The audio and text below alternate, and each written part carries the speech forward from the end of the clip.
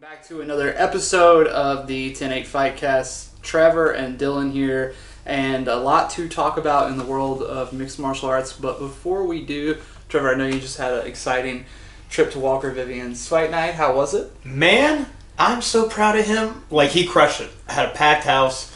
It was like the perfectly run show for what it was. You know, they had just like the right amount of like fighters will walk out in the audience, the ring, like everywhere you sat in that room is really packed in place, but you can see the fights from everywhere. Bye, Dylan. No, I'm just, I realized the light was the not light pointing. up. Yeah, sorry. No, fine. Yeah, I'm like light sensitive and shit. I hate it. On the brightest day of the year, it just gets better. I'm like a fucking albino now. Vampire. Yeah, the Dark elf Trevor. I gotta work on my vampire fist, man. The fist, yeah, we're talking about Lynn Cabot. Yeah. Let me circle back here. The CTE got in the way. Sorry, guys. But Walker had his first like home show in Florence, South Carolina. It was all schools from just North and South Carolina, pretty much, and that was the cool thing about it. The really cool thing is that Walker, knowing all these coaches, knowing all these gyms, did an awesome job of making the right matchups. And it was a lot of fun. So after Vic won his fight by unanimous decision, put a fun little highlight up online of like drilling over our favorite, just 1-2 step overs. I saw that. Overhands. Like top to bottom, just action-packed fights and finishes throughout. There's just something, like I always say, that's magical about tight, packed-in fights. Like it was a shoebox. Yeah. But it was perfect. Like, that's all you need. Sometimes that's all you need, for sure. Especially sometimes all you need, yeah. And there's something like all these young kids, like, they look at the UFC, like, these little fights can be, those fights are super nerve-wracking, but sometimes you'll see, like, if you've cornered people in, like, stadiums and stuff like that, there is a lot more wiggle room. And that can help add to, like, a little bit less anxiety. Also, it might be 17,000 people, but it's 17,000 people you don't know versus a room full of people that like, you know intimately. Where you hear everything in there. You hear everyone's thoughts. Like you're also asshole to elbow with everybody in those little locker rooms, man. So it's a very intimate space that a lot of people just need to learn how to be comfortable in before they go to the bigger stages. I heard you were hanging out with Icy Mike from... Yeah, man. You guys have known each other for a while, though, right? For a while now, yeah. And it's funny, like, this is the first weekend where we've, like, really hung out for, like, a couple hours at a time. We're always running into each other and passing. We'll say little things to each other. And all my students met him, and they're like, dude, is that Icy Mike? And I'm like, oh, it's Mike. Hey, Mike. And, like, we just kind of fucked off. And you got to, like, meet my students. They all get to interact. And, like, all my students saw Mike as just who he is, a good dude. Yeah. Who loves martial arts. He's one of those people, he talks about, like, he had a couple fights, like, hell, he's done street beefs and shit like that, but, like, he and I are, like, in that kind of honest boat of, like, we know we're not the kind of guys that can go out there and have a bunch of fights. Like, a lot of people, like, learn the honesty of fighting, but he and I are someone that we love martial arts. Like, we love the application of it. And he is someone who primarily has always done kind of personal fitness stuff where he has self-defense. And like self-defense. And actually I was like, well, you're a Krav Maga guy. I was like, no, I'm not a fucking Krav Maga guy. Like, why do people say that? And I'm like, oh, I'm sorry. I thought you just did a lot of... He's like, he does a lot of self-defense, but like, I don't know, I just could have sworn he's a Krav Maga guy. Krav Maga's kind of got a wide umbrella you can fall under. Like, if you've actually trained with someone from Israel, it's a different fucking story. Right, it's like, man. Here's how you kill a guy with a pen. It's actually taught like, hey, you have a rifle here, you have a knife here, and you have a pistol here, you're wearing a helmet. And they show you, and it is like you are fucking people up. The roots of it, yeah. So, like, if your Krav Maga instructor is teaching you to headbutt like you have a helmet, they're an idiot.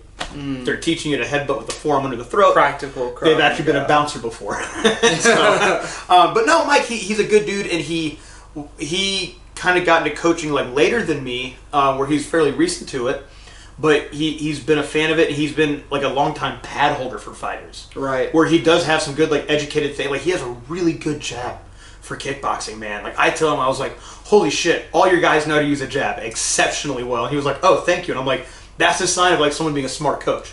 You're teaching all your guys how to fight behind this jab and then build their game. He does a lot of drilling and stuff like that, and so his space started out as like a personal training space, and then it turned into people wanting to do more than group classes, and it turned into him actually teaching classes. And it went from him working with already experienced fighters to now building his own crop of like actual active fighters over the past couple of years. And he said that, like, and I didn't realize it, but like I've always been like that one person who's kind of been like, fuck yeah, dude, do it. Right. Where, I know what it's like to catch a lot of flack. for not taking yourself as serious as other people. You know, some fighters will take themselves way too serious. I get it. You fucking have to in this shit. But me, I've always been, you know, goofy and honest about who and what I am. And you know, I've always told him, I was like, yo, if you're going to do it, do it.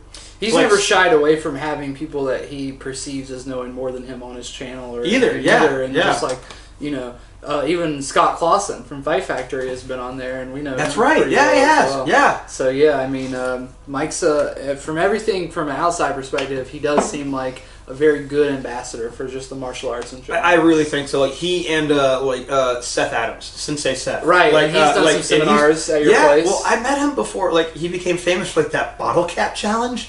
Yeah. And that's what blew up. But like he and I were like, I was renting space out of the gym that he was living at, and he was like, yeah, dude, check out this video I made you the other day. I got like 70,000 views overnight. Weird. And I was like, what the fuck? And like that was the start of it. And like he and Mike have collaborated a lot. So yeah, he's someone that he's opened the doors for us to come down and kick. He's local to Raleigh too, right? Yeah, Seth is local to Raleigh. He's engaged to Trevor Loken's sister. Oh wow, I didn't even realize that. Yeah, small world, huh? Yeah, the martial arts world he's married to the daughter of my best friend and the little brother of my Loken. best friend. Like, yeah.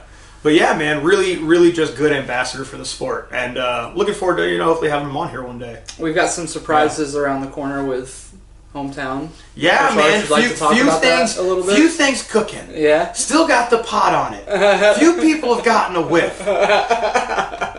The shit don't stink yet, you know. I'm trying to make sure. I'm stirring it, making sure it ain't overcooking, you know. Like, yeah. But no, a lot of good things, a lot of good little big things happening. So, you know, just when you plan to grow, expect the unexpected growth is what they say, and that's just what we're moving towards. But yeah, man, you know, more big announcements to come. I'm one of those people that I don't say it until I've done it. That is one thing that I tell fucking kids every day now on Facebook too. Like, don't put it online because it won't become a thing. Yeah. You use your social media to show people what the fuck you've done. Manifest it, but in your. I'll be the loudest person in the room, but the quietest guy online because like I don't have anything to impress online. But so little winded there, but guys, like I don't. Good things are coming. Big things are coming. I don't say it before it's done, but you guys will see it in a little bit. And kids do the same thing. Like, show Facebook for what you've done, not what you're about to do, because you probably won't do it. Sound advice. Yeah, God, so 35. But in terms of fights, so 35. We got a lot of fights to talk about. We have a lot of fights Were there any particular fights that stood out to you from the card beyond your student's fight at Walgreens that you wanted to mention? Yes.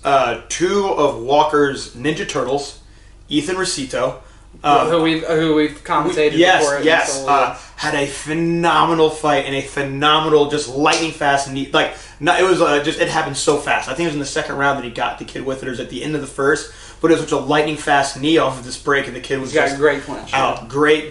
Not just that, great clinch break and attacks. Right. He was taking on Austin Snyder when they fought at Next Level, right? Yeah. And Ethan Rosito, he's a great kid. He's more mature than I am, and he's only like 15. Not hard to do, but he had an amazing knee finish, and then Zion Hill, just brought the fucking heat. You know, he didn't have a fight until last minute, and he came away with another big stoppage. Like, when you hear that kid throw punches, you're like, oh no. That's good, because he had that setback at the little like the judging mishap of that was the story of the evening in some cases. I think so but too. It be that way. But that's the fight game. He didn't leave it to the judges again. You know? Yeah, exactly. Definitely. And then learned from that. Oh, the main event! I just forgot. It was Anthony Brown.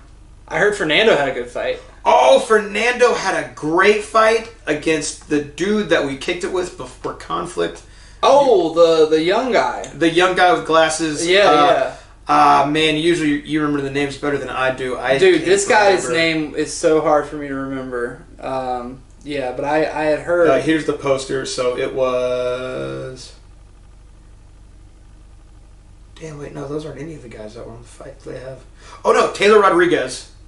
No, that wasn't him. Yeah, it was. I think out of Greenville against Anthony Brown, formerly of Charleston Muay Thai, now out of Black Label. Black Label. Yeah, so Taylor Rodriguez out of UFC Greenville gym, took on Anthony Brown, and the fight was over in the first round from knees. Just super textbook, man. Taylor Rodriguez. That was the main event? That was main event. Over in the first for a title, yeah. Taylor did phenomenal. He came out, just great composure, forward pressure. Every time there's a clinch entry, he was always beginning and finishing with an elbow while he found a knee. And it was that perfect just up, down, ball inside the clinch. And had Anthony Brown dropped twice in the first round. Anthony couldn't get up from the second. It was just perfectly technical Muay Thai. But yeah, for Gabriel Tramino. That's his name. God damn it, Gabriel. I'm sorry I couldn't remember your name. There's a lot on my brain right now. The Kid, as he's also. Yeah, man, he is a character. Yeah, definitely. We shared the locker room with him this time. And he was just like, animated, hanging out. He was like, and I'm just like, wow, this dude is just hanging out. Like, I don't think he warmed up. Like, he threw, but like, he's just like, even in the fight, like, he is Gabriel. Yeah, he's one of those rare cats where like he is the same person inside the ring that he is outside the ring. And they had a great fight. The fight went Gabriel's way on the scorecard, but he threw heavy shots the whole time. He had great forward pressure. Fernando landed some head kicks. Fernando landed a lot of head kicks every round. He landed a lot of good counters, stepping backwards, dominated the clinch exchanges. Right. But I feel like, the judges gave it to Gabriel just because of, like, the forward heavy pressure. Like, it's just, it's always judged on a small margin. But to me, like, from what I saw, like, I could have given it to Fernando. Do you ever feel like when you're watching a fight sometimes, especially... I was just enjoying the fight, and this is what I recall. Like, if I'm watching it as a judge, just in general, just in general, when you're watching a fight and you see the results come out over the years, this is something that I've observed in MMA. It could be true for kickboxing too. But do you feel like head kicks don't count for as much unless they visibly hurt someone? Because I feel like, for instance, I hate to go back. Kicks always outpoint punches. I would think so, especially to the head. I mean, like, but it also, I'll say this. There's a difference between a good punch and a bad punch, and a good kick and a bad kick. And a lot of judges don't know what the fuck they're looking at a good kick is. Yeah. As far as, like, what that damaging kick might be. Right. So I tell people, like, they're like, man, you can throw a pretty dog shit head kick and the other person's fine. Yeah, you can throw the most technically effortless sound head kick and just flatline a person as well. Yeah, it just seems like if you land a head kick cleanly, but your opponent keeps coming forward and just keeps walking forward, it's almost like it might as well have been to the leg or to the body. But that's not what the definition of effective striking is.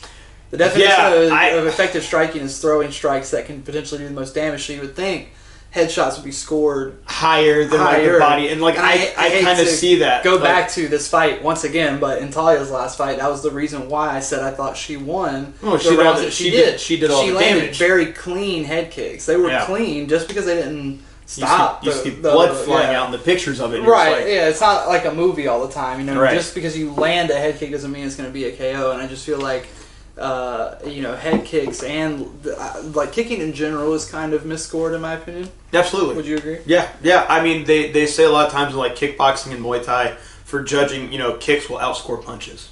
However, I'm one of those people, where I will, and I've seen it where like people will try to pitter patter kicks just to add up points. Yeah, for sure. But in a fight, damage gets the points. Yeah. So if you are pitter pattering me with like 3 low kicks to get around, but I am hitting you with a hook that is a loud crack of a shot, and you are visibly like you don't. Here's the thing about just pure striking: it's a different type of composure that you learn. Like some MMA fighters have a hard time dealing with volume and shots absorbed over time because it's a different type of conditioning that you might lose when you're also grappling and doing stuff. But you can see when a shot lands on somebody and their body shifts, and I mean like not just like them getting moved from the shot, but that like jiggle jaggle of I just put a fork in the light socket. To look for that and go, man, their butthole puckered a bit. Like that did something to them.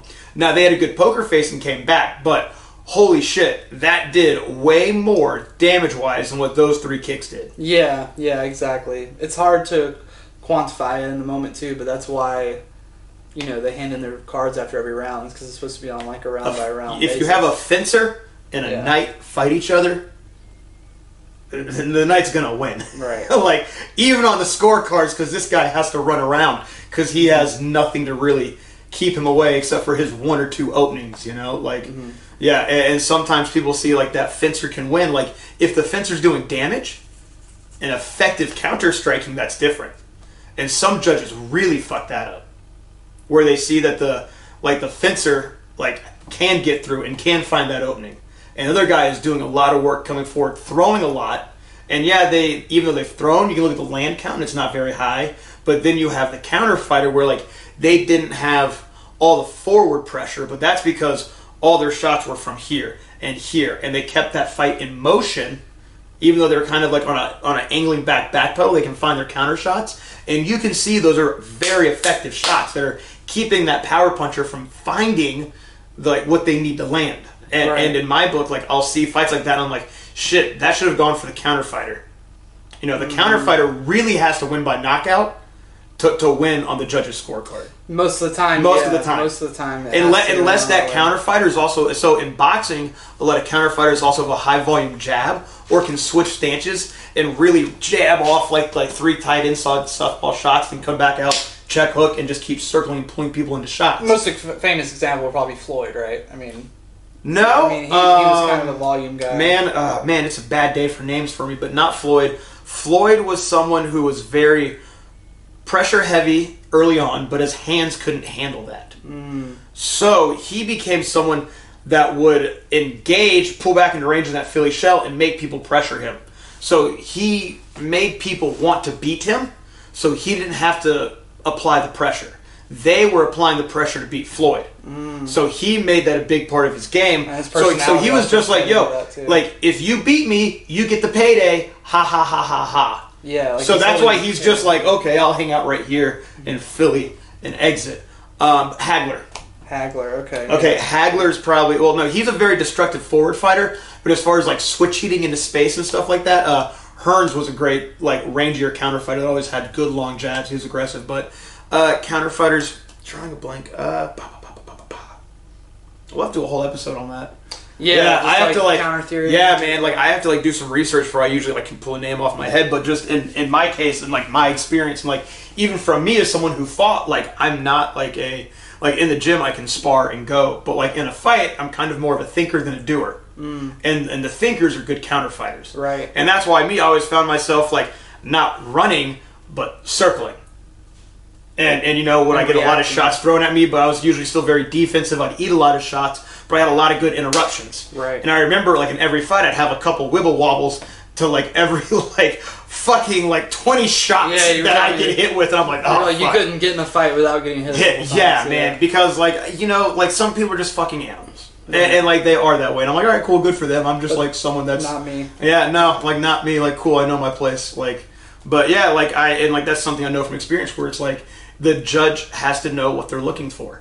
And if the judge just knows, like, one type of martial art, or they have, like, a very limited, like, knowledge of it, or they don't have the most competition experience, or maybe they had, like, very little and got away from it. Like, there's a lot of little factors that go into it when you've been around, like, thousands of fights. Yeah. Like I have. And it's not an easy answer either, because it's like, a lot of people would just say, well, just let former fighters and coaches be judges. And I'm like, well, first of all... It also comes down to that coaches or fighters, like, ego, their viewpoint, and, like, some knockout fighters might not know how to judge. Just name one MMA fighter that is not fighting anymore, that's still involved with MMA to an extent, but isn't intrinsically connected to a bunch of gyms and people that train. The fucking guy that kicked Matt Hughes in the dick twice and jumped on his back.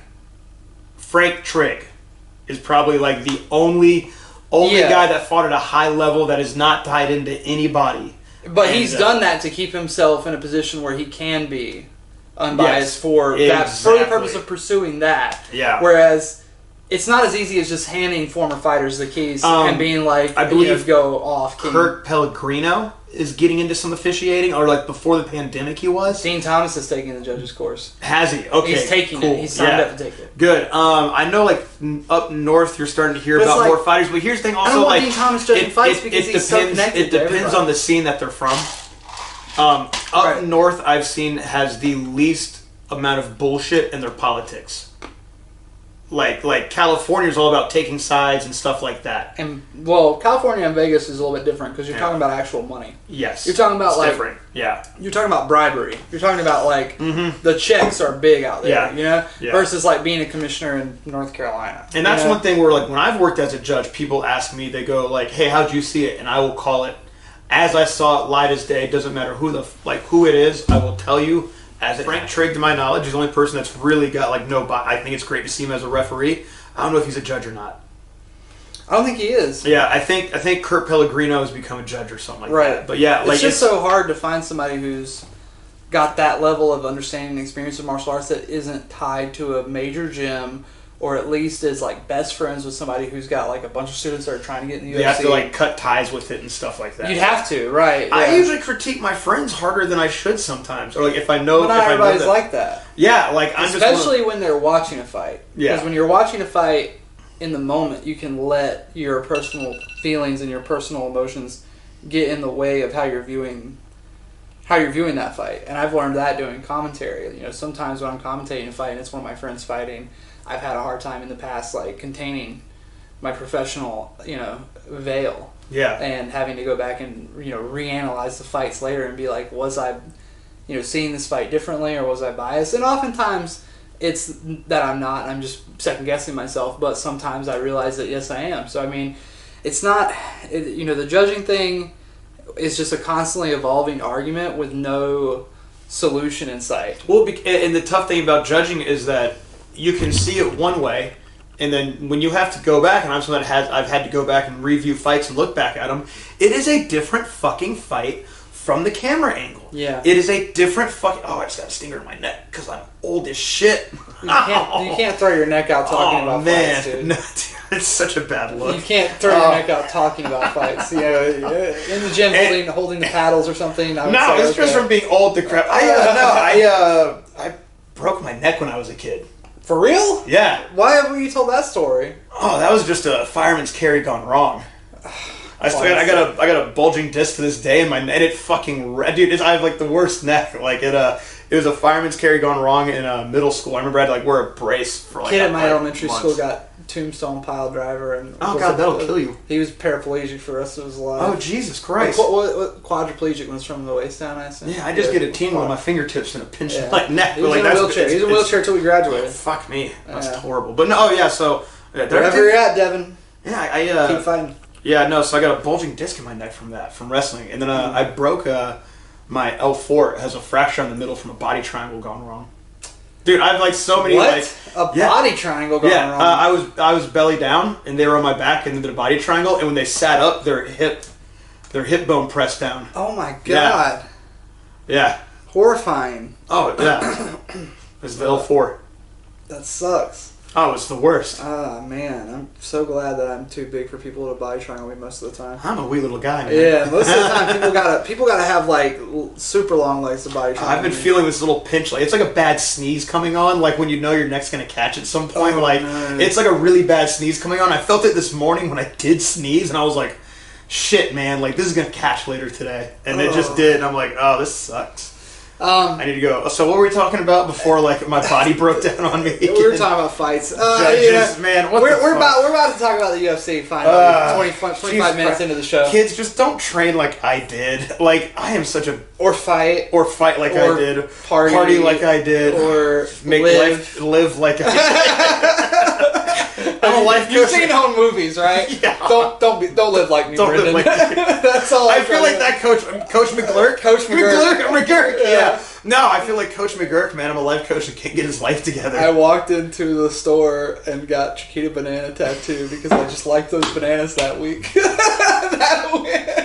The guy with the Reptar tattoo will say the same thing. Trevor, why'd you get that? Like I had a concussion, probably. Don't live like me. I worked next to a tattoo shop. Yeah, but if you guys are younger viewers, you may not remember Home Movies. It was a show on Adult Swim. It was kind of the predecessor to both Metalocalypse and Bob's Burgers. It's basically made by the same people who make those shows now, but it was like their first little cute project. Yeah, it's like all little home drawing and stuff like that. It's so funny. It's the beginning of the voice actor who's John Benjamin, the guy who plays Bob on Bob's Burgers. The beginning of his voice acting career. But man, holy shit, Coach McGurk to me is still his funniest character. Still ever. great, yeah. I gotta get Talia. So on that. She real loves too. bombs. So real. Like it's a lot I need to more go back. I'm realistic. like, man, did I grow up to become him, but just with martial arts? It is a lot more grounded than all the other shows that Yeah. Brendan Small is his name. All the Brendan Small projects have been a little bit more like fantastical and comedic, but home movies, some of it stings, downright stings.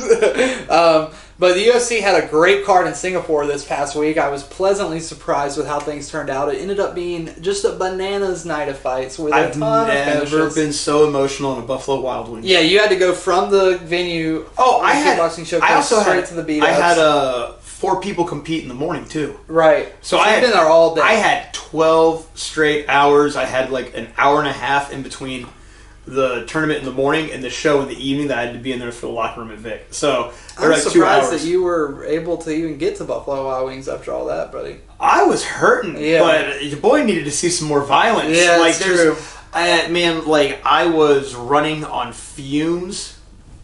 Like I felt like I was about to pass out, like on the pool table, like waiting for Vic to go out. But then there's just that fucking thing about it of like where you're in that room, you're in the middle of that energy, your boy's out there doing his damn thing, and it's like you're both in sync.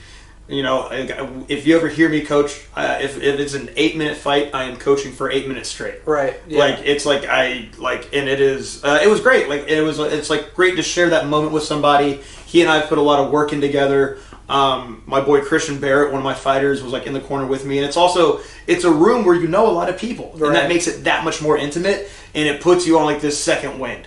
And it was nice. And then just even I saw like Teeny, we hung out, we watched the rest of the card, and there's like, man, as much as this has just fucked me up, like there is no place I'd rather fucking be at, or like even Talia sees it, like I'm so tired. She's like, the fight's gonna be on. I'm like, and I can stay awake for another 5 hours. Yeah, now. Like yeah. It's just the fucking thing that gets my brain in gear, and I didn't want to miss these fights either. Like when you Some like, good because I ones. was like, man, I could miss the prelims, I could Yeah. miss the 2 opening fights, So- I could not miss the 3 like headline. When fights. did you get there? When did you So start? I watching? got there at the like when Fihau was walking out. Okay. Because I didn't know, because the Magdalena fight was over in the first, right?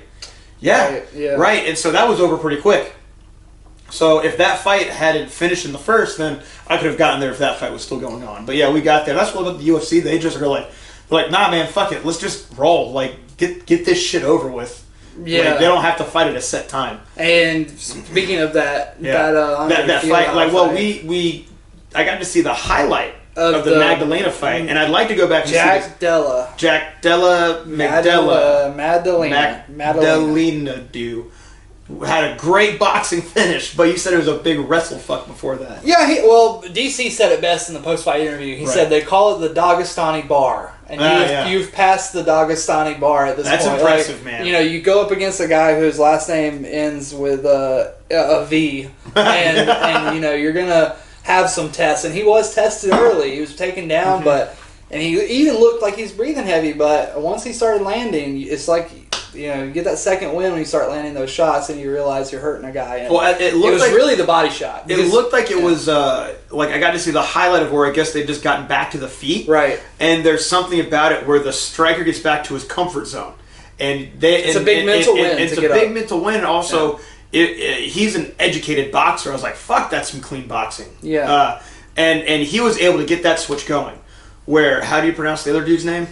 Emev or Emev. Emiev. Ramazan is his first name. Ramazan. Wow, that sounds like a genie. Yeah, he sounds like a genie. He sounds like he would come out of a lamp. So he was in, like, on his feet, he was in wrestling gear.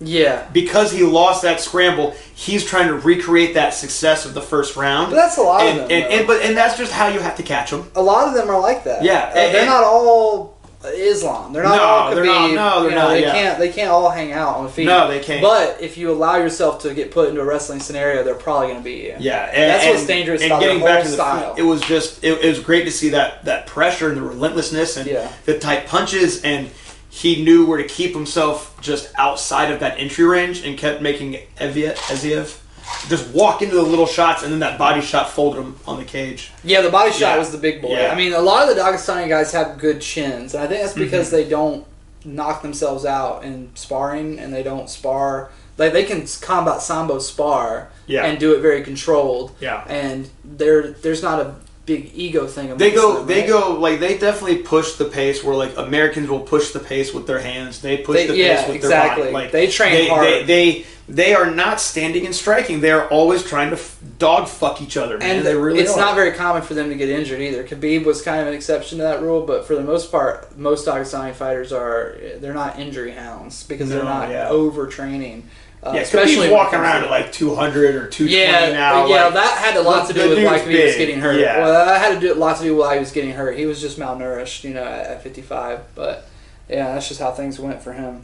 Great finish, man. When I saw he got there finish, when Filau was walking out, and I was saying that Filau was going to go out there and probably get another highlight finish against Jake Matthews. What I didn't know is that Jake Matthews was going to go back to the old Jake. He was back to the old ways. Yes, and he was super impressive. He just kind of, in previous fights, was kind of letting things happen and reacting. In this fight, he took the lead. Yeah. And like you were saying, a good MMA boxer versus a good boxer what was what you saw. And it was a difference of the tightness. Like, Fieldhouse was feeling good about the knockouts and wanted to get the show over with, but Matthews was there for a boxing match. He was surging too. And he was, a lot of momentum behind They were both tagging each other. It was an exciting first. If it would have been for an incredible spectacle later on that evening, this would have been fighting. Yeah, it could, absolutely. And then that second round, and it's just that little bit of that. An educated boxer will be tighter on the ropes. Yeah. And what Fieldhouse did is he got too wild on the cage,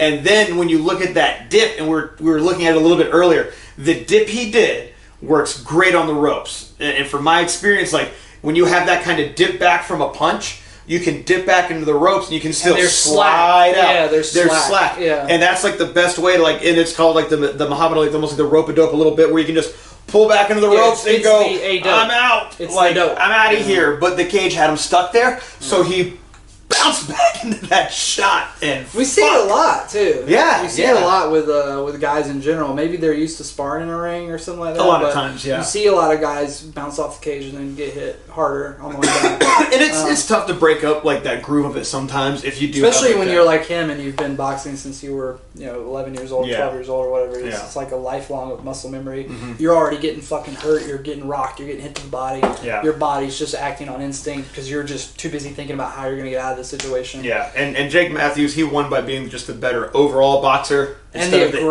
aggression. Like, Filau is the guy who people, they let him be the aggressor, and he is a bit of a slow starter, but then once he finds his timing, he starts landing power punches, but Matthews just kept him backing up the entire time. Yeah. And that was just, I could tell it was frustrating Filau and taking him out of his usual game. Israel said it best on Twitter. He was like, he just looks cooler, and he did, and he did. Look, he just looked cooler in there, and knocking somebody out and then turning to the camera. Yeah, and you feel how he's stepping backwards to look to stop a takedown, not a punch. Right. And Matthews being a Matthews far superior grappler, also knew how to step backwards when Fieldhouse did come forward. Right. And didn't need the jiu-jitsu at all. No. And that was what I thought I would see. And really, Matthews is more known for his jiu-jitsu? Yeah, he's a good grappler. Unsettling. He's a good grappler. That's really unsettling. Yeah, people say that he's one of the best grapplers in that Australian. Really? Lineup. Wow, bonkers! I did not know that. Yeah, he came in. He's still young. He's still only 27, 28, I think. So this could be if he continues. He had some time off from injuries, right? Yeah, that too. Yeah. But if he took some time here and I remember he had that one fight against, I can't remember the fellas. I think it was Jing Liang, right? That scratched his eyes out. Yeah. Just clawed his eyes out. Yeah, that was tough. I think he's had one fight since then, but this fight he looked like just completely different. Yeah. And it was so awesome. Sharp. Yeah. It was like, they started off just on each other. And I honestly couldn't believe that this fight card was so stacked but so small. It was like a pit bull, stout. But as soon as that fight's over, I feel like, okay, we're just getting started now. Yeah, man. Here we go. We got a 5-fight card. No, there's 3 fights left. Yeah. And it's fucking Joanna Zhang time. Yeah. Weili Zhang versus Joanna. A rematch of one of the greatest MMA fights of all time. Picked back up where they left off. And DC on the commentary did say the same thing. He was like, it's round 6. Yeah. He said, these ladies are picking up right where they left off. And after the last strawweight fight we got, big strawweight fight at the top of the division, this was a a breath of fresh air and a reminder of why this division is so special. Man, I was so close to making the right call. You basically did. I basically did, yeah. It was more, you were saying that Joanna would be very eager to just land something big, and I think that, say what you want about Henry Cejudo, it's undeniable that he's an incredible wrestler and he's turning into an incredible coach, because Weili Zhang's wrestling just looked insane this fight. The things she was doing, the leg lacing, the creative way she was mat returning. Yeah. It was all she just recovered the mat return that she pulled herself on top, and she still bridged off with her. I went, oh, fuck me. Her wrestling was insane. They had a big wrestling exchange where she landed a lot of shots on Joanna, and Joanna, after that, was eager. But to me, it almost seemed like desperation, because I've watched a lot of Joanna Champion's fights. I've pretty much seen all of her fights in her career in the UFC anyway. And I've never seen her flat-footed or stop moving. But right before she dove in on that fucking spinning back fist, she was completely flat-footed and just trying to find anything. Yep. And I was like, she is desperate. I was in Discord watching the fights with a bunch of my boys, and I was like, she's very flat-footed. She's very desperate to land anything. And right then, I got a text from you that said, I knew she'd run into something. And I looked back at the screen, and she gets knocked out. And my stream was a little behind. Oh, no! It was like a movie moment. I got a buzz, looked at my phone. I was like, huh? And then I looked at the screen. Did Trevor have a stroke and run into a tree?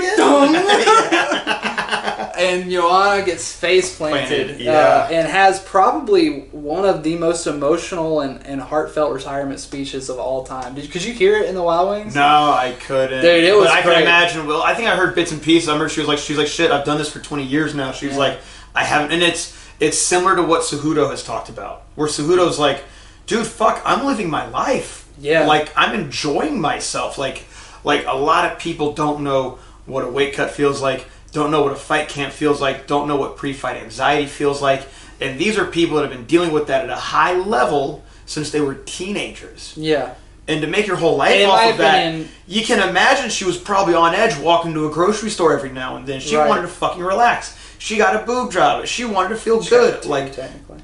Oh, wow. Good for her. But dude, she's someone who's been covered in sweat, blood, and tears and just beaten up her whole life. And she has just spent her last 2 years being a fucking woman. She's gorgeous when she's dolled up and stuff like that. She's intense and mean as fucking the cage. But like outside of it, you see when she's happy living life, she looks like a different person. Yeah. Like and it was really cool. I'm like, oh man, like it was like she just should not have taken that fight back. When she's in fight mode, she kind of looks like a goblin. She does, dude. And then I'm just like, damn. Like when she's like hanging out with her like Pumas on and a tank top at the beach, I'm like, she should be a model right now. Right. But then you see her in the cage, and I'm like, Vampire. It was the kind of speech that makes you appreciate the fighters, not just the fight. Yeah, I mean, she's somebody who's, retroactively looking back on her career, she's never been in a boring fight. Because there was that era where she was dominant, she was taking it to everybody. It's not like she was a counter fighter. Yeah. She just took it to motherfuckers and beat the shit out of people. And then when the game started catching up with her, she didn't change. People just started being able to hang with her is what happened. And in my opinion, yes, she went out on 2 fights, but in my opinion, she's going out to, if not the second best, then the best strawweight possible of this generation. And she gets to retire on top because the Joanna that I saw in there definitely beats the shit out of Carla Esparza still. Definitely beats the shit out of Mackenzie Dern. Or is Dern 115? Yeah, she's 115. She is, yeah. So, yeah, she definitely beats up Mackenzie Dern. When she can make it. She's been good on her weight. She's been a lot better since she had her kid. Oddly, I guess when you... Well, there's like this old story about like a lot of female Olympians used to like know how to have a cycle of when to have a kid before really gearing up for the Olympic training camp like a year before. Because their body is still pumping so many hormones, they create more muscle mass. Where she was always kind of a bit fluffier, but then oddly enough, like after having a kid, like all those new hormones, you can tell she stayed on her diet and she stayed training, and so her body having really a kid will motivate your ass too. It will, but I think it's also like her body just made that transformation of like all those extra hormones. Like she was able just to get a bit more muscle mass, get rid of fat. And she has an easier time. And the Joanna that I saw could probably still hang with Rose. Oh, I don't know about beat Rose. Oh, dude, no, like that Joanna.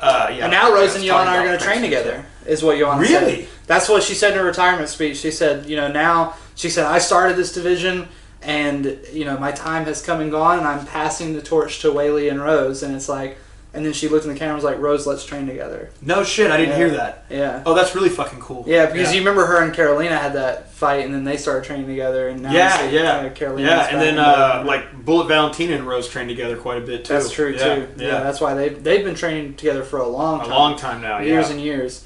But yeah, I just think that Joanna had a very Hall of Fame worthy career, obviously, but also she was a fighter's fighter and a fan's fighter. Mm-hmm. She just brought the fucking violence. Like, she brought an energy and a vibe that... She's what made Talia get into MMA, because the first MMA fight she really watched was the first... yeah, like you were there, and she was like, what the fuck, women do this? And I was like, yeah! And she was like, I want to do that. But, getting back to Zhang Weili... Man. She looked unbeatable in there. Unbeatable. If that girl shows up against Rose or Carla, it's going to be bad. And you see, Carla's already walking the ball down the court. Did you see what she said? No. So, Weili was like, there's a fight in Abu Dhabi in October. We should fight there. Not in America, not in China, in Abu Dhabi. It'll be neutral ground.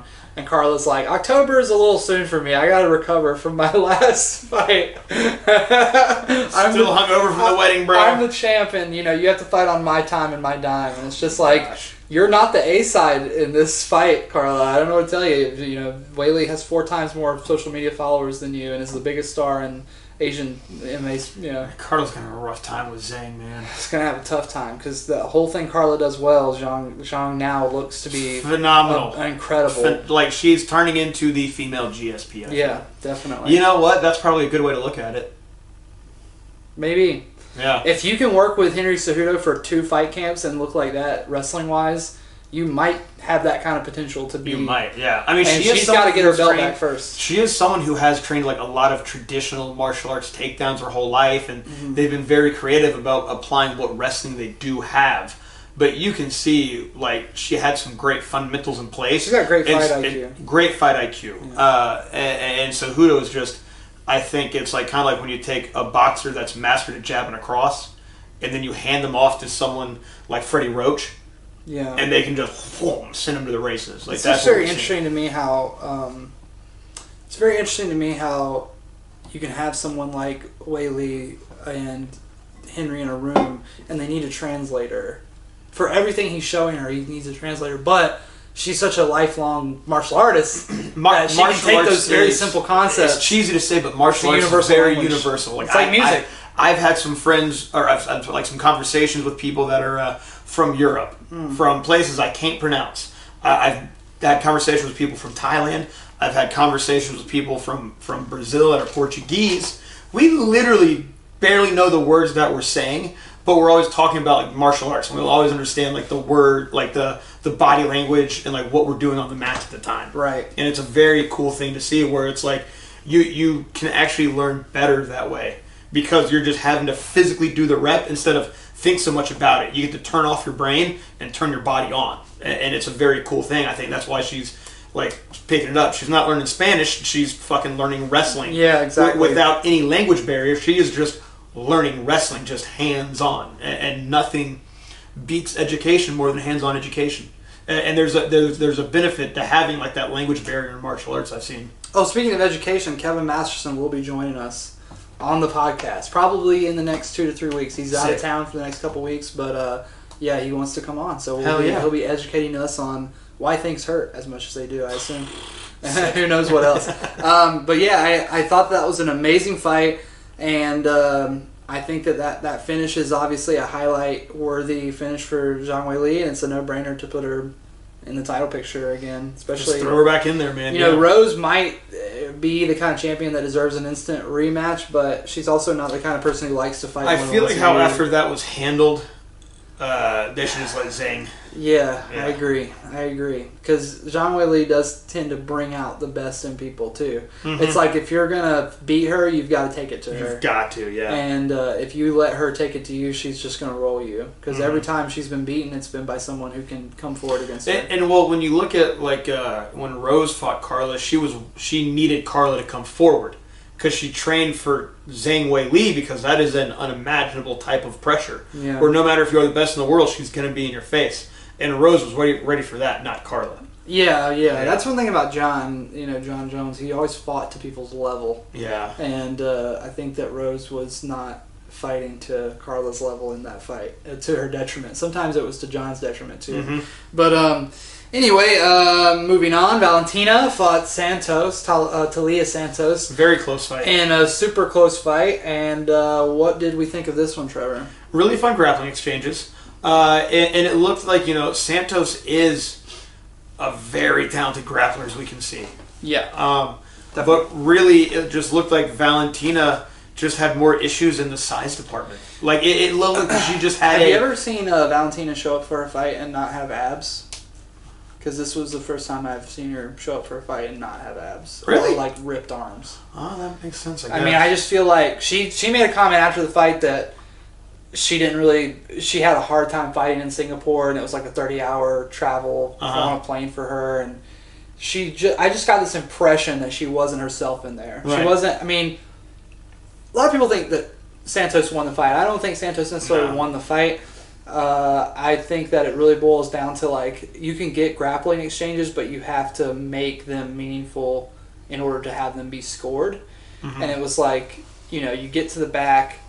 You're not really close to finishing Valentina. There's a point where you have hooks in and you're kind of threatening to choke, but for the most part, she's punching you. That doesn't look great. Mm-hmm. But I felt that Valentina lost the first 2 rounds and then won 3, 4, 5. That's how I felt. Yeah. Yeah. And I felt the 5th round could have been a 10-8. Yeah. Yeah. It was a fight where it was Valentina, who was very well-rounded, just fought a very good, tough, big specialist. And someone who was as physically strong as her for a change. Well, I mean, they looked like a different weight class. When they were really in front of each other, Santos looked like a bantamweight. Yeah. And you can see that her being a specialist, that kind of size, like, she was dictating where the fight was going to go to. Yeah. And she made that fight start in the grappling exchanges. And she forced Shevchenko to do nothing but counter the grappling exchanges, which makes for a weird fight to look. Because, like, when you look at it, it's like, hey, it's like if someone throws a jab and you slip it, you didn't get jabbed. So you kind of have to score that slip. Also, Valentina, on the back, definitely not just laying there and taking it. No, she's striking. She's trying to set up Gogo Plata. Yeah. She's trying to set up arm bars. You got to remember, she submitted Juliana Pena from her back. Yeah. Pena was in her guard, crushing her, and she just whipped out an armbar transition and almost snapped her arm off. Yeah. Valentina is... she's super well-rounded, and I felt like her striking was there, but I felt like her wrestling and grappling wasn't there, and I felt like she was trying to avoid that for the sake of her gas tank. Because when she engaged in the 4th and 5th round with the wrestling and grappling, she started taking Talia down, especially in that 5th round. She took her down and just laid on her and smashed her out. And it was like, damn, if this was a minute and a half longer, Valentina's getting a crucifix, and she's finishing this like she's finished so many other girls, Mm-hmm. So yeah, I saw a lot of people thinking they thought Santos won for the same reason they think Aljamain beat Jan, and it's like it's two very different fights because Jan is not setting up submissions from bottom. He's not constantly changing these grappling exchanges. He's getting controlled and he's getting struck. Whereas Valentina's getting controlled, but nothing meaningful is happening with the striking, and she's also nullifying a lot of what is being done from top. And that makes the round a little bit harder to decipher for a judge. Also, you're talking about Singapore, you're probably not talking about a commission judge. You're talking about what they call staff judging, what they call a hired gun. Most of the time, these are going to be guys from Vegas anyway. These are guys that work for the CIA. Saudi Amato. I mean, it's going to be mostly people that have judged a shitload of fights before. I'm not saying they're not qualified. I'm just saying that, like, they're not answering to a commission. They're not answering to the governor of California or Vegas. Sense. They're getting flown out to the UFC and put up in a first class hotel and given free room service, and maybe one of the ring car girls is going to come by and suck you off later. Who knows? It might get a little crazy later. We don't condone that. I mean, I'm just guessing. I'm just guessing at what are you talking about, you heathen? Are you talking about a sex trade? Who knows? Disgusting. I know Dana, doesn't necessarily play by the book. That's all I'm saying. You know what? I think that when you're talking about international events, when you're talking about Abu Dhabi, when you're talking about China, when you're talking about Singapore now, you're talking about events that the UFC is putting on, and also there's not a shitload of oversight. Yeah. Because the governments for these countries are like, money? Oh, what is this? Yeah, wow, American money. Well, I feel like Singapore, especially Abu Dhabi, they're like anything goes out there, dude. Oh yeah, they got a guy fucking cooking steaks on a hot gold plate and sprinkling salt everywhere with sunglasses on. I mean, anything. They'll do anything. People are jumping off of skyscrapers. And Singapore is its own just fucking place. It's like Madripoor from the Marvel comics. I mean, it looks crazy there. You know, like it looks like a whole different world. Especially when they were doing the drone shots, like they always do. At the UFC. And then like it took me a second. I was like, oh yeah, I forgot like how like international Singapore is. How many expats there are there and stuff like that. Yeah. Yeah, it's a whole different culture there. Yeah, my friend Dan was watching fights with me. He's like, that's my number one place I want to go is Singapore, and I'm like. Interesting. As he says that, an ad plays for like visiting Singapore. Like Singapore's so much more than this. Yeah, whatever. But yeah, I so much more than the death penalty for weed. yeah. In Abu Dhabi, they're like, who cares? I don't give a shit. Do whatever you want. You know? Dude, we're doing opium. Yeah. We're chilling in the opium den with Prince Ali. With the oil, I'm hanging out with the oil barons and Steve-O from Jackass over here. Dude, our tigers do cocaine. It's fine. We have oil money. I think that Valentina is just going to continue. If they do a rematch, I think she wins more handedly. Yeah. And I think she wrestles harder. I think she comes out there looking like a fucking action figure. She's one of those people where she says all she wants to do is be the UFC champion. She's a team player. And now she's going for DJ's record. Yeah. But now I think she needed another fight. She needed she's also one of those people like when a fight is close, then she has some great finishes. She needed to get pushed by. Well, you remember? Was it not the girl? There was the girl. I can't remember her name right now, but the girl Valentina fought that was an incredible wrestler. Not maybe like 2 or 3 fights ago. But anyway, she had like one round that she lost on the ground from a wrestling standpoint. The next fight, she comes out and wrestles for all 5 rounds. Yeah. And puts it on her opponent for 5 rounds of straight wrestling. So I feel like when she does have close scrapes like this, she usually gets super motivated. Yeah. She doesn't like rest on her laurels. She's not that type of person. She's like, I gotta get very fucking good at this again. Exactly. This shit catches up so quick. It can too, especially when you're Valentina's age, where you're 33, 34. It's like any fight could be that fight where it starts to catch up. Well, I mean, it's you even see now at the amateur level, you see guys making their amateur debuts that make guys fighting at UFC 50 look like shitty amateurs. Right, yeah. So these kids that are coming up, like, I mean, it is a Cameron Sandoval. Dude, it is a new crop every fucking year. And it is just... Cameron Sandoval would have won a Pride Grand Prix. Yeah. Easy. It would have been easy money for easily. Yeah, like put him in any kind of UFC tournament back in the day, and he'll win. He'll beat up a fucking like old school heavyweight, like guaranteed. Sure. But yeah, man, like it is, and I think Valentina knows, but she's committed to trying to stay ahead. She's gonna keep getting better at her fundamentals. She's gonna keep being a fucking assassin. But we will just have to see someone come out and. It's going to be scary to see the kind of person that can beat Valentina. But, as far as women's MMA, I think that Valentina will probably be like the last... She's going to have a Khabib-type retirement. One thing we're not really mentioning is... Because the people that can make Khabib look bad are about to start coming into the UFC. For sure. Yeah, he picked the exact right time to go. Yeah. He picked the exact right time. But one thing we're not talking about or mentioning is the clash of heads that broke Santos' orbital. Oh shit! It broke her orbital. Yeah. So. Okay, that's why it was so swollen. I mean, I saw the clash. Obviously, it's very unfortunate, and it probably had a very tangible effect on the fight. You could see that every time she got popped in that eye, she did not want to be in there anymore. Yeah. But I noticed, rewatching the fight, that she led herself into the clinch with her head. Yeah, it was. And when you do that, you are going to get a face full of head. Yeah. You cannot just start looking for body locks with your face. I make a lot of people like I'm big about head pressure, and I'll make a lot of people kind of put headgear on when we're doing drills like that, just so we're not going to clash heads. Like accidental elbows happen, accidental knees happen, accidental headbutts scare the shit out of me, man. Yeah, they're tough. They're tough because you see what can easily happen. Oh shit! One time in high school, me and a dude shot it double at the same time and smashed heads. I just remember shooting, going, "Why is his face so close?"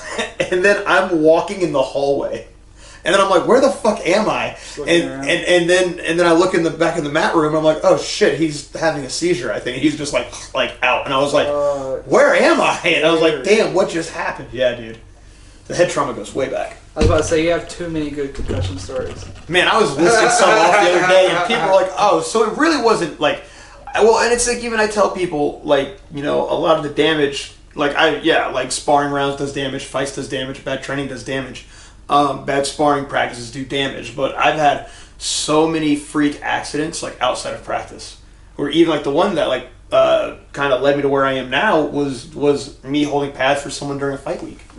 Like, I threw a teep, they were supposed to parry, because it was just like Muay Thai pad rounds. Instead, he throws it off to the side, shoots a double, and a steel beam underneath the ring catches us. And my head is what cushioned the fall, you know? And it's just been a lot of dumb freak shit like that, you know? Like, people are like, oh, why do you still do it? And I'm like, no. Like, this is from a lot of just freak fucking accidents, on top of, like, bad sparring habits and fights and stuff like that. But I've had, my worst concussions have come from, like not fights. Not even sparring, just random freak shit, like practices and stuff like that. Speaking of concussions, two men who definitely walked away with some concussions. They got applesauce on the menu, bro. Jerry Porzinga, the urban samurai, versus Glover Teixeira.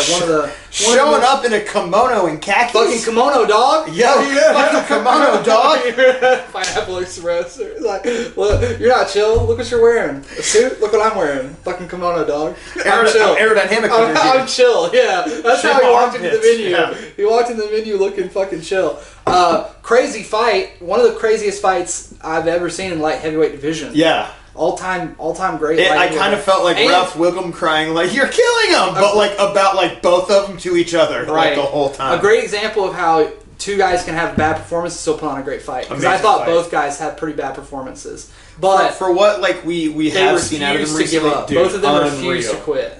Yeah. Like, Jerry's probably a scary opponent for future guys because you know you have to like kill him. You have to like just put him out completely or put him to sleep. Like how he's not a quitter. The shots that he took and like you see the lights turn off. Yeah. And then just like a fucking robot, he's I honestly didn't know how you felt. I think it was you leading up to this fight. You were like, he's kind of the new age Chuck Liddell. Yeah. And after this fight, I'm like, yeah, he is, dude. Yeah, he is. He will fight like that until he can no longer fight like that anymore. Yeah. That's how he's going to go. That's how his career is going to go. He's going to fight. He's going to have fights like this, and if you look where he gets fucked up. You look up his fights in Risen, wins, like I mean, he's going to get knocked out. Yeah, and he's going to start getting knocked out by easier and easier shots until he's Liddell. The one thing he does have going for him is that his punches are not the hardest strikes he throws, and that's why his strike absorption is so much better than Liddell's. Liddell had a good chin against big single shots, but Yuri can take big volume the whole time. Like, dude, Glover was putting it the fuck on him. Especially in the mount. Especially in when the he mount. cut him, I thought they were going to stop the fight. Yeah. In the U.S., that fight would have been stopped. A commission doctor would have stopped that fight. Yuri... Do you agree? Yuri versus Glover. Speaking of Vietnam flashbacks. Dude, you have PTSD from that fight. That cut that Yuri got is going to come up again later. It's the same cut that Diaz has over his eye, and I have a feeling that will haunt him. Well, I mean, you know, Singapore, they're going to go on blood sport rules. Well, yeah, I definitely agree that, I mean, it's okay to let the fight keep going as long as it doesn't get worse, and the cut man did a phenomenal job in this fight, for sure. Actually, I will say, like, really good. Like, in between rounds, cleaned up really good. I mean, exactly. And that's what really kept Yuri in the fight. And the cut man who was working on Glover after round 4 was doing a good job, too. So, I mean, really, just kudos to the UFC staff, for sure. And it's wild to think the damage that Glover caused is also what cost him, I feel like, his guillotine attempt. That may be true as well. Like that's what I see it as. So like we were talking about all that damage and sweat and blood and Vaseline on that face, man. We were talking about the guillotine a little bit before we started recording. At the time that I've been commentating fights, and also the time that I've been watching MMA fights, I've probably watched, well over 1,000 fights, and I would say 300 of those have been me commentating them.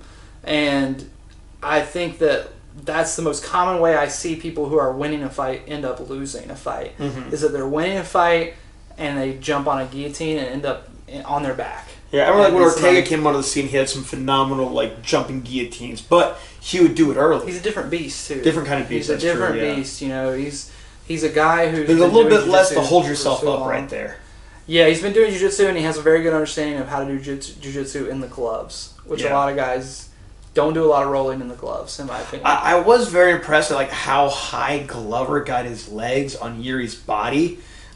He's a big fucking guy to throw himself up for a standing guillotine like that, and then to pull it that was a bad idea, man. I thought, why would you do that? Well, I thought it would have been great if he went just for a standing guillotine. Yeah. I feel like that. I mean, we were talking about how you don't have to just. Does Yuri have the threat of spinning elbows? Because you're tired. But you don't have to just press and just try to flurry him out there. You can initiate grappling, but there's a smarter way to do it. You ever tried to order cookout with a concussion? It's hard to do. I can imagine going for the fifth round of. I can't imagine what it felt like to be Glover Teixeira in that moment. He has Yuri hurt, and he's like, I need to initiate grappling because that's where I've been beating the shit out of this kid. Yeah. But there's a way to do it where you end up on top. Yes. And it's, the same way you've been doing for the past 4 rounds. All you have to do is lift one of his legs up and he's going to fall on his one of the back. greatest things, I think, go for a headlock, go for a snap down. Jerry showed absolutely zero grappling defense or knowledge in this fight. Yeah. And still won by submission. Somehow still won by submission in one of the most unlikely finishes. But we were talking about that where it's if you've ever beaten up someone who's used to defending jiu-jitsu, they're used to being attacked with jiu-jitsu.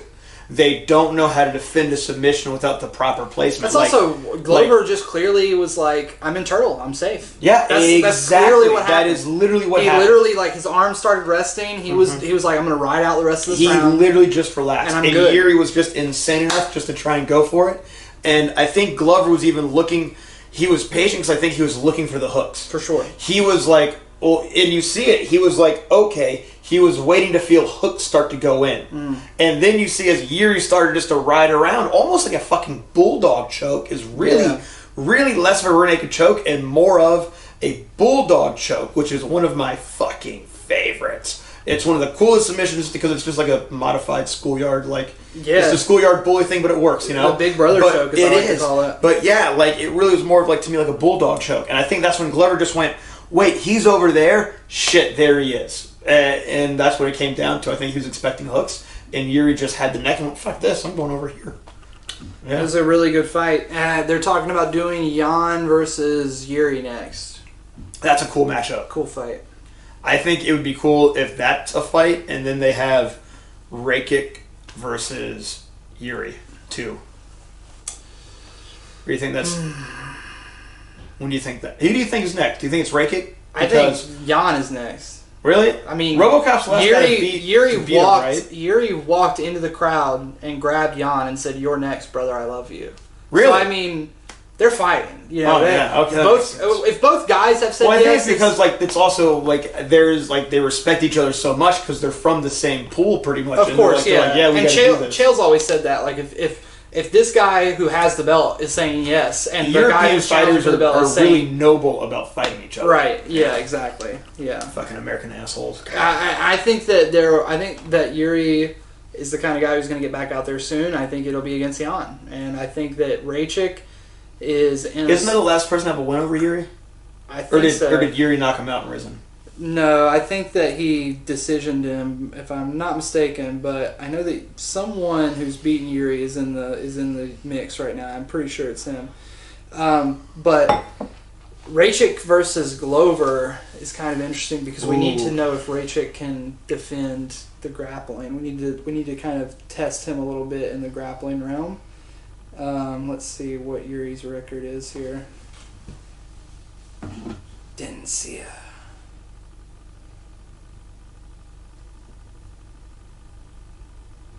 Dominic Reyes is in the mix too. Yeah, is he though? I mean, he's in there. It's a tough division. We talked about it in the lead up to this fight. This division's rough. John leaves, and all of a sudden it's fucking... Muhammad Lawal is the person who beat him. He's not in the UFC right now. So Wait. King Mo beat Yuri? Mm-hmm. Really? Oh, is that by knockout? That is round 1 KO punch. That's and right. risen. Yeah. King Mo. Damn, Fuck that's me. crazy. MMA Math says that King Mo should be the light heavyweight champion. But I would love to see, I'd love to see Rachik Geary. I'd love to see Glover versus Reyes or Glover versus Rachik to determine who's going to fight next. Dominic needs to get a win though, bad. That's why, like, man, after that Yuri knockout, I feel like that kind of puts him out of the top 5. They need to. Well, dude, it's really not. Well, or he's gonna have to. Who he has to fight next is gonna be. Top 5 is just so weird in 205. You know, I mean, yeah, he's on a 3-loss streak. He needs to fight bad. He needs to win a fight bad. But yeah, I mean, who knows what they do with Yuri or with Glover after this, but I just think that light heavyweight is getting to the point now where any of those guys in the top 5 could trade belts. That's what the top 5 is for. I mean, just like anyone's technically a contender when they need it. Should be, but that's definitely not the case in every division. True. You know, like I don't see anybody really beating Israel, but I guess we'll talk about that in a couple of weeks when we get to the Cannoneer pay-per-view. But this weekend, the UFC is putting on a kind of a banger of a little bit of a banger in Austin, and I was thinking about going, but I could not get a cheap flight. Flights are expensive, so I've been looking at this card up and down, and there's just some really, really strong matchups. Like this preliminary card has Kyle Dawkins on it. Oh, Has my Phil phone Hawes just pulled versus up Darren Wynn. UFC Fight Night from 2018 that was in Austin, Texas, of Donald Cerrone winning by knockout against Yancy Medeiros. Yeah, that was one of the last. And you know what? I'm actually kind of glad my phone helped remind me of that because I don't remember shit, because I kind of could see that same knockout happening against Lozon. It depending if like Donald, like Lozon is scrappy on the field. I'm getting ahead of myself, but I'm glad that popped up. That brings up a good topic to talk about for this fight. Yeah, that was kind of the only thing I wanted to mention. Back to you, Dylan. You know, that main card's got a couple of good fights on it. Julian Marquez coming back, fighting Gregory Rodriguez, always a banger. Very entertaining fighter, that Julian Marquez. I'd like to see him put it together and get on a good little win streak, because Court McGee's on there. Court McGee's also on here. Always, like, his fights are never boring. The big fight in middleweight is Joaquin Buckley versus Albert Duriev. Yes. Because I feel like if Joaquin gets one more fight, he's going to be fighting guys in that, recognizable top 15, top 10. Yeah.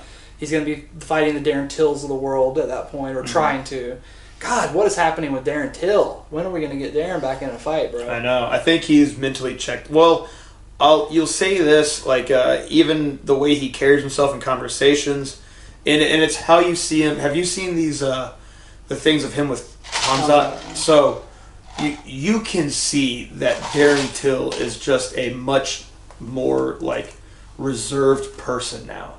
And Hamzat is still that wild animal that Till once was. Mm-hmm. And that's where I'm just like, man, Till's biggest edge was just his edge of life, where he knew he was fucking unkillable. But this sport makes you human, man. This sport it's not. It makes you human. And Hamzat, like, he felt a fraction of that in his Burns fight, where he has to keep his animal on a leash, but he can't fully house train it. Till's been house trained. He's been domesticated. Housebroken, man. He's been domesticated. He's been housebroken. Yeah. And then we got, but yeah, that's it, man. I don't think Till's going to have any more. Like, he has probably some good fights in him, but not like. Yeah, Buckley fight would be fun. That would be a fun fight. Because it's like, put him up against somebody that's not going to take him down. And especially if there's that little bit of drama of, like, him running to each other. Hamza going, "No, friend, I smash you later, too. Go away." Like, I'm like, what a dog. But, no, and then, they do have, like, the ultimate buddy cop. They really do, man. Kind of dynamic. I really do like that, yeah. But the Dirty Bird. Tim Means, man. How is he still doing it? No idea. And he was someone I'm glad he's fighting. I spaced on his name when I was working with Talia and Leilani the other day on just some simple, like, if someone's throwing hands, on how to, like, counter boxing back and to find your elbows behind your just boxing in frames. Where I remind people when you do MMA, you have to make one martial art work with another martial art. And one thing I'm big about is just boxing and having elbow pads on at the same time. And that's one thing that Tim Means does so well. He's so good. And it's not just a clinch. It's just that he punches his elbows into place in a combination. We're gonna just be 1, 2, 3, elbow, pop, pop, pop, that, and like that glove touch to elbow is he's so good with that. And it's even like a mix of not just Muay Thai and boxing. You see a lot of like Wing Chun and like traditional martial arts practitioners that like he just has such an interesting for being the guy that he is. He has such a unique martial artist kind of background to him, and he's fighting Kevin Holland. Kevin Holland, yeah. I think Holland's gonna start him. Yeah, Holland should. On paper, he definitely should. You Yeah. know, Holland looked great as a middleweight for a while. Hit kind of a wall. People kind of figured him out. Then people realized that he was walking around at 85. Yeah, he kind of revealed that. Hey, and he was been looking great at 70. Yeah, and he came into the UFC at 205. Right, and was way big. Yeah. But like then, I think that he just is going to be too much for Means. At this stage, Means always yeah. got 50 fights. You know, it's a lot of fights. Yeah, and he's just been always a game day dude. He's kind of like a junkyard dog. Yeah, but that also is dangerous. It is. He's also the guy who beats people he's supposed to lose to a lot. So it should make the fight at least very interesting. But on paper, yes, Holland should. If I see the finish, it's going to be kind of like Nate Marquardt, Tyrone Woodley that we talked about, like with Cheyenne. Like we could see those tight elbows and clinch work and knees come in handy big time along the cage with Holland. And then Cerrone versus Lozon. Ooh, and then thanks to my phone for pulling up the wrong fight card, but. If the fight stays on the feet, I think we see a replay of like the Medeiros knockout. Yeah, potentially. However, Cowboy's great on the ground. He is great on the ground. And however, I think that Lozon could also still knock him out because Cowboy is Cowboy. Cowboy is at this point is Cowboy, but I also feel that like Lozon, if he does look for the takedown, he'll get. Also, Cowboy is coming back from a movie set right now. Do you know hanging out with Mickey Rourke? Did you ever know Kelly Ryder from the area? I don't think so. She used to sing the national anthem at Bull City Brawl, but now she got into acting, and now she's been in a bunch of movies with Bruce Willis. She's in a movie in Thailand right now. Oh no! And she just yes, those movies. She just posted like a picture of her on set in Thailand with Rampage and Cowboy, and I don't know if it's like supposed to be like she can just now release photos because like it's for like the NDA. Yeah. But so from non-disclosure. Dude, those Bruce Willis Redbox movies are so bad. They're so. But yeah, like bad. that's what Cerrone's been up to in preparation for this fight. That has me like Cerrone can show up and fight, but. Hey, like Lozon Bisping rolled up off the movie set and won the fucking world championship. That is true. This is that kind of sport, bro. That is true. Bisping Johnny Cage did his way into the fucking world. And maybe like I'm one of those guys. I just want to see Cowboy right off from the sunset with a fucking win, man. I do too. Like I really do. It is, and I honestly feel like that's what they're gearing him up for here. Yeah, they're like, hey. It's time, Dom. But I feel like Lozon also doesn't want to go out. They refuse to call him Cowboy at this point. Yeah, but I don't think. And Lozon's not the type of guy to be somebody's sunset. Of course Lozon's going to bring a good fight. I think that this is a fight where both guys welterweight, right? Both guys are at the exact place they need to be for this fight to take place. This is the first fight that Donald's had in a minute where I've been like, oh fuck yeah, this is a good matchup for him. Yeah. This is a appropriate matchup. Even like who was the guy that starched him, that outboxed him from Texas? And it's like there's like this James Vick. No, not Vick. Did Vick beat him? I can't remember. No. Did they fight? No, they went to a draw. Oh, maybe that's right. But yeah, someone else like recently like pieced up Cerrone. I was like, dude, you shouldn't have been losing to somebody like that. But it was just like a fight he shouldn't have taken. But this is probably as like even of a fight that Cerrone can have right now. Yeah, definitely. As far as what they could find for him, it was like this or Guida. Like this or Clay Guida. Oh God, actually, that could be kind of a cool fight. Yeah, it'd be a cool fight. But yeah, Nico Price was the no contest. Oh, that's who that was. Yeah. And Alec Quinta, Alex Hernandez, he won. Tony Ferguson lost. Gaethje lost. Connor lost. Pettis lost. And then Alex Morona was the one that that was bad. He got knocked out bad in that one. Yeah, that was a bad fight. That's like a 5-fight skid for him, right? Yeah, that was the beginning of the end. But yeah, I'm hoping that he can turn it around real quick before we get out of here. Let's talk about the main event. Calvin Kattar versus Josh Emmett. I feel like the football coach and waterboard right now. I'm just rubbing myself while he's getting the violence. Primed for violence. Somebody's gonna die. Man, this is an exciting one because Emmett's the kind of guy that we can see just get his face punched in for round after round and then just land one shot and come from behind. Jeremy Stevens fucking crushed his skull and he came back and fought harder after coming back from that injury. It's crazy. Insane. Yeah. Kattar, we all know what he's capable of. Monster. But I think Emmett really can put up anybody with the right punch right. It's going to be a high output fight. Calvin, well, and here's the downside is that Calvin cannot get caught up too much in the volume. He can't put out too much volume from the same space. He also cannot step back into the same space that he just was in the same combination. That is when Emmett gets the read. Emmett will wait. That's what he needs in this fight. And that's what he needs. He needs a big read. He needs a big read. But it's going to be, and the big read is a really small mistake from Calvin because of Emmett's power and speed. And like I said, it's like he just cannot sit still behind one shot. He cannot also go right, left, right. He has to go left, left, left, left, exit. Maybe try to circle back long. Kattar's coming off two of the most violent affairs in UFC history. One where he was on the receiving end of a fucking brutal beatdown, and the other where he was giving out a fucking ass whooping. Fucking chowder in his blood, like Jesus, because he came back and he fights one of the greatest. DNA too. Yeah, it's DNA too because his parents are filthy rich. So I mean, it's definitely just like he is born. Well, he was born in a fucking lab. He was given product V from the boys or something. Yeah, exactly. Like Compound V. Compound V. Yeah. But dude, no, like because it's wild how he came from that fight with Max Holloway. And then he comes back and does that to Giga Chikadze, one of the greatest kickboxers of all time. Yeah, are you on him? Fucking kidding me? But can he do that kind of output, and can he take that kind of fight again and again and again? Yes. This is the third fight in a row where he's taking somebody who could easily take his head off. Yes. And it's like Emmett hits fucking hard for a featherweight. Who's the favorite in this fight? Is Emmett the underdog? I would assume he is. Okay, so for the bettors out there, this is just like my spidey senses telling me, like, I like Calvin Kattar, but I feel like Emmett is a good underdog bet to take in this fight. Kattar hero, as I like to call him. Yeah, I like that.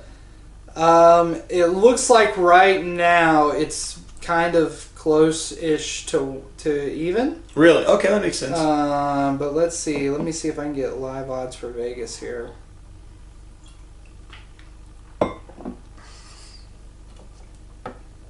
Calvin Kattar to win 2-5, Josh Emmett to win 15-8. Yeah, so Emmett's a big dog here. Really? Emmett's a dog. He's becoming a big dog as the days go on. Man, I can totally see Kattar just beating the absolute shit out of him, but there's a part of me, man. He's a knockout fucking artist. He is a knockout artist. Yeah. He's gonna be tough.